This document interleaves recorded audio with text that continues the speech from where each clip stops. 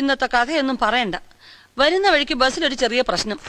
നമ്മളെന്താ തിരുവനന്തപുരത്ത് വെച്ചെന്റെ പയ്യനില്ലേ, കക്ഷി ഒരു വക്കീലാ. അവനതെല്ലാം കൂടെ അങ്ങ് വഷളാക്കി. പുലിവാരി പിടിച്ചു എന്ന് പറഞ്ഞാ മതിയല്ലോ.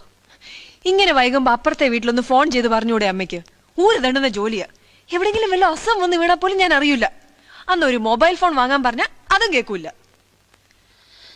ഇത്രയും വൈകുമെന്ന് വിചാരിച്ചില്ലടാ, സോറി.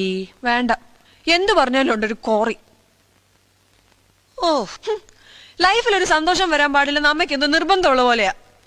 4 മണി തൊട്ട് വെയിറ്റ് ചെയ്തിരിക്കാ ഞാനോ, അമ്മ വന്നിട്ട് സെലിബ്രേറ്റ് ചെയ്യാനോ. അറിയോ, എനിക്ക് ജോലി കിട്ടി. ആ എന്നിട്ടാണോ? കൊടു കൈ കൊടു. വേണ്ട, എന്റെ സന്തോഷം ഒക്കെ പോയി. നിന്റെ സന്തോഷം എങ്ങും പോയിട്ടില്ല.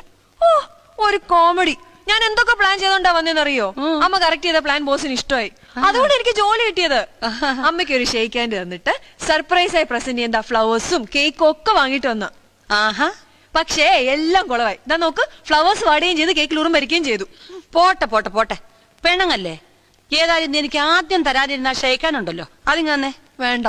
അമ്പടാ, അത്ര കമ്മിയാണോ? എന്നാ വേണ്ട, വേണേ ഒരു കൈ മാത്രം താ.